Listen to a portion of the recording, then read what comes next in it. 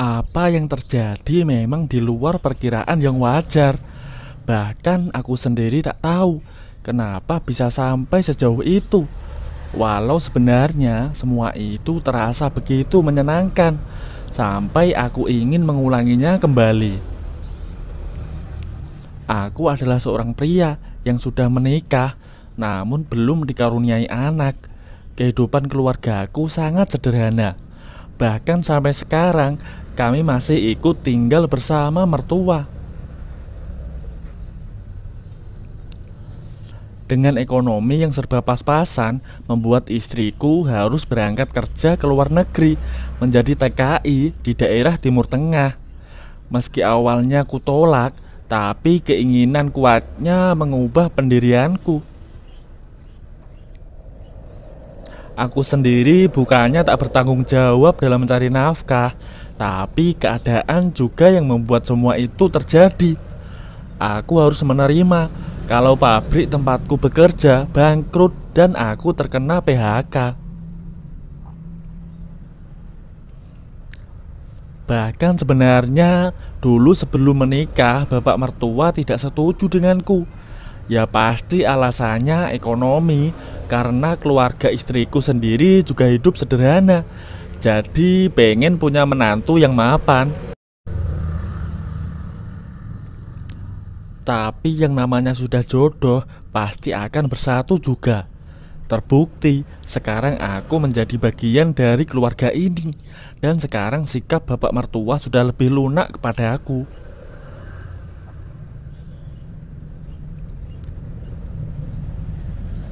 Beda dengan ibu mertua yang biasa aku panggil Bu Sari.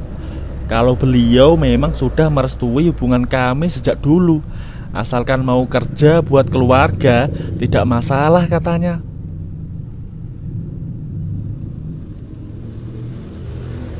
Kini setelah istri berangkat ke luar negeri dan aku terkena PHK, aku tak putus asa mencari rezeki. Ada usaha yang kini sedang kutekuni, yaitu pelihara ayam kampung serta berjualan bakso keliling pakai motor. Dari usaha itu aku bisa sedikit menabung, meski tak sebanyak pendapatan istri. Tapi aku tetap bersyukur karena bisa sekalian menjaga ibu mertua di rumah. Aku memang hanya berdua dengan ibu mertua karena bapak mertuaku sering keluar kota, bahkan keluar pulau, ikut proyek.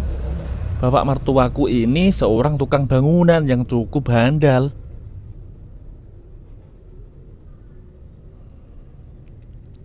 Tak heran jika banyak orang yang menggunakan jasanya.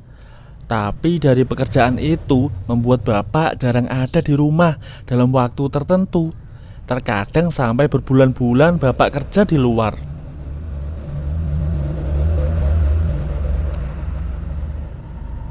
Sedang ibu mertuaku berjualan ayam di pasar untuk membantu perekonomian keluarga. Semenjak aku jualan bakso, Bu Sari sering membantuku jika beliau sedang santai.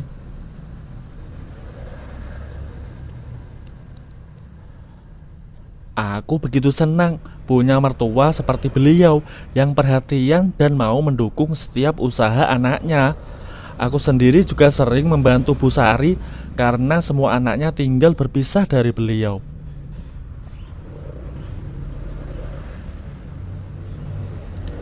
Suatu hari sebelum petang, aku sudah sampai di rumah karena hujan. Tapi bersyukurnya daganganku sudah habis. Mungkin karena sedang dingin, jadi banyak yang mencari anget-anget. Salah satunya Mbak Soku. Saat masuk, nampak Bu Sari duduk di depan TV, mengenakan jaket cukup tebal. "Dah pulang toh?" tanya beliau. "Iya Bu, sudah habis baksonya," jawabku. Lalu aku tinggal beliau untuk beres-beres sekalian mandi. Setelah mandi, aku masuk kamar untuk ganti baju. Tak lama terdengar suara seperti orang muntah dari kamar mandi.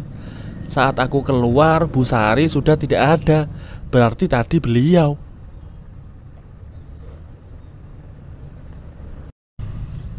Saat ku hampiri, ibu mertua sudah keluar dari kamar mandi. "Ibu kenapa masuk angin?" tanyaku khawatir. Beliau mengangguk. "Iya kayaknya Ton, dari tadi pagi kepala ibu pusing terus. Perut ibu rasanya mual," jawabnya.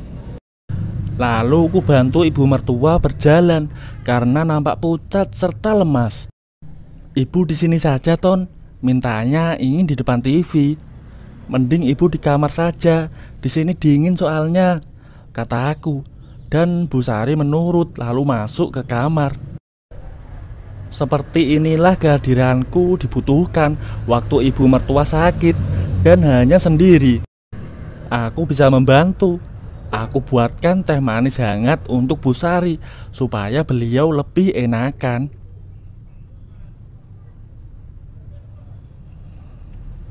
Setelah teh ku antar ke kamar ibu mertua, aku kembali ke depan TV untuk makan.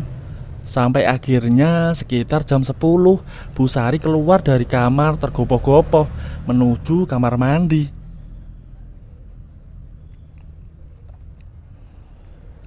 Tak berselang lama, terdengar kembali suara seperti tadi. Kususul beliau dan menunggu di depan pintu. Aku merasa kasihan melihat ibu mertua seperti ini.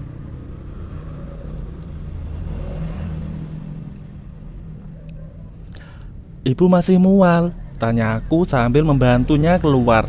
Nampak wajah Bu Sari terlihat pucat. "Iya toh, rasanya masih sama." "Kalau gitu saya beli obat keluar dulu ya Bu," kataku. "Gak usah, tadi ibu sudah minum obat kok. Tadi mungkin belum ada reaksinya." Lalu ku bantu ibu mertua kembali ke kamar untuk istirahat. "Ibu tidur saja biar saya tunggu di sini," kataku. "Terima kasih ya toh, kamu memang baik. Gak salah ibu pilih kamu," kata ibu mertua. "Sudah Bu, gak usah dipikir seperti itu. Ini sudah jadi tanggung jawab saya, bantu ibu semampu saya," kataku merendah. Setelah itu kami sama-sama terdiam. Entah apa yang sedang dipikirkan ibu mertuaku. "Ibu mikir apa?" tanya aku. "Biasanya kalau lagi masuk angin gini, ibu langsung dikerokin sama Mbak Nini," ucapnya. Nampak wajah Bu Sari bingung. Tapi mau gimana lagi, wong sudah malam, mana hujan lagi, lanjutnya. Mungkin ibu mertuaku bingung karena tidak bisa memanggil Mbak Nini, tetangga sebelah, untuk minta kerokan. Dan pasti ibu mertua juga sungkan untuk meminta tolong pada aku yang jelas-jelas bisa membantu. Ingin sebenarnya aku membantu ibu mertua, tapi apa beliau mau menerima bantuan dariku?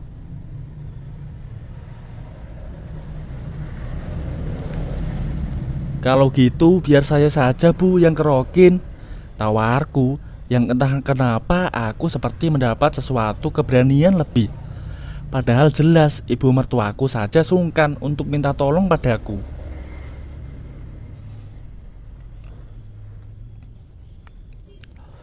"Kamu yakin mau toh?" tanya ibu mertuaku. "Gak apa-apa Bu, yang penting ibu bisa lega. Kan kondisinya juga seperti ini. Jadi lebih baik saya coba dulu," kataku. Nampak Bu Sari tak menolak dan hanya mengangguk. Lalu aku keluar kamar untuk mengambil minyak serta uang koin yang biasa ibu mertuaku pakai.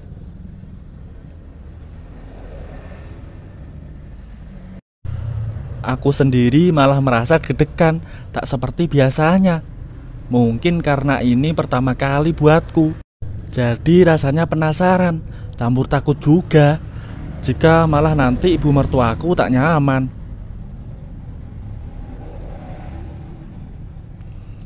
Saat masuk, aku kaget.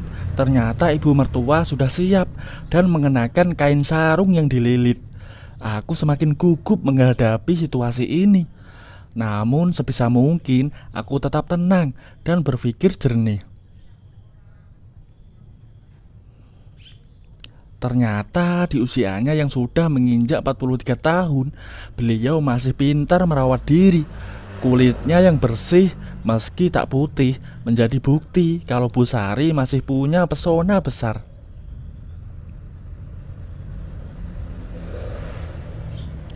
"Ayo toh, ibu sudah siap," ucap ibu mertuaku yang membuatku kembali sadar. Dengan pelan dan hati-hati, aku mulai dari punggung. Hanya pelan, takut ibu mertua sakit bila langsung ku tekan keras. "Lebih keras gak apa-apa toh, ibu sudah biasa kok kerokan. Kalau kayak gini malah gak berasa," ucapnya. Baik bu," jawabku yang memang masih gugup. Karena permintaan dari beliau seperti itu, jadi kuturuti saja. Meski sedikit gugup, namun aku masih mampu mengendalikan semuanya. "Sarungnya ibu turunin juga ya toh, biar bisa semua kamu krokinnya," ucapnya. Tanpa menunggu jawabku, ibu mertua sudah menjalankan. Sekarang semua jadi jelas dan bisa kukerjakan dengan menyeluruh. Tak kusangka hanya mengeroki keringatku bisa bercucuran membasahi wajah. Meski tenaganya tak terlalu besar, tapi tetap butuh konsentrasi penuh.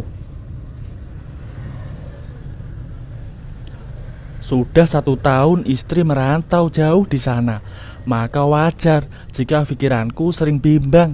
Apalagi sekarang seperti ini, tentu akan lebih terasa beratnya menjalani semuanya.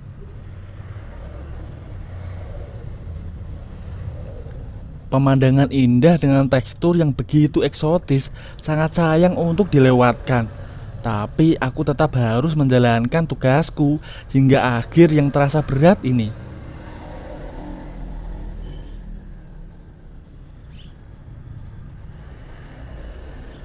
Butuh waktu 1 jam sampai semua selesai. Dan kini kain sarung ibu mertua sudah dililit kembali seperti tadi. "Ibu mau saya pijit sekalian biar lekas sembuh," tawarku secara spontan.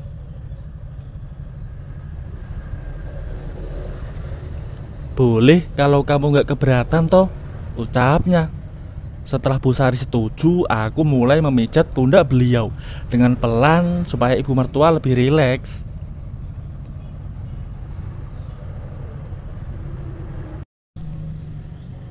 "Ternyata enak juga pijatan kamu toh. Belajar dari mana?" tanya ibu mertua. "Enggak kok bu, saya cuma nonton di HP saja. Gimana tutorial mijit yang baik dan benar?" jawabku sambil tetap asik memijit pundak ibu mertua. Cukup lama juga aku memijit, sampai lama-lama pikiranku jadi tak tenang. Rasa yang selama ini aku pendam sudah sulit untuk tetap ditanam. Hingga secara tak langsung aku curi-curi kesempatan. "Kayaknya kamu ada bakat juga jadi tukang pijit toh. Soalnya pijitan kamu enak dan membuat nyaman," kata ibu mertua. "Mau yang lebih nyaman bu?" tanya aku tanpa menunggu jawaban. Aku langsung mempraktekkan tutorial yang kedua. Awalnya Bu Sari nampak terkejut, namun aku terus meyakinkan kalau semua itu bisa membuatnya dan membantu jadi nyaman, bahkan sampai melayang.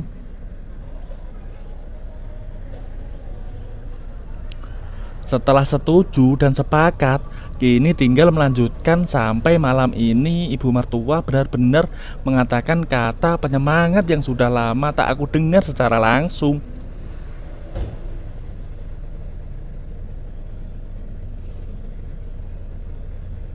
Suasana malam ini berubah jadi lebih indah.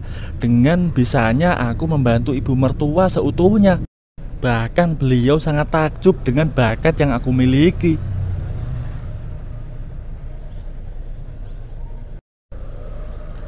Sembari istirahat mengatur nafas, ku tatap Bu Sari yang sama saja kondisinya sepertiku. "Maaf bu, kalau saya sudah kelewatan. Saya siap menerima hukuman dari ibu," kataku pasrah.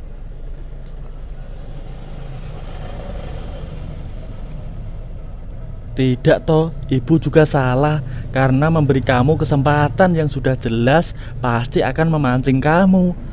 Kita sama-sama sadar, jadi gak usah merasa bersalah. Meski memang ini salah, kata beliau.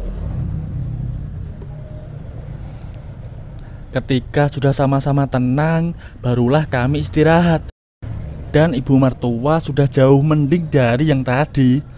Sebelum tidur aku masih terbayang bagaimana kejadian tadi yang terasa begitu indah.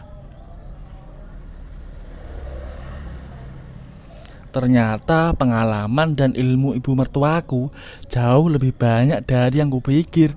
Dan semua itu membuatku sangat berterima kasih.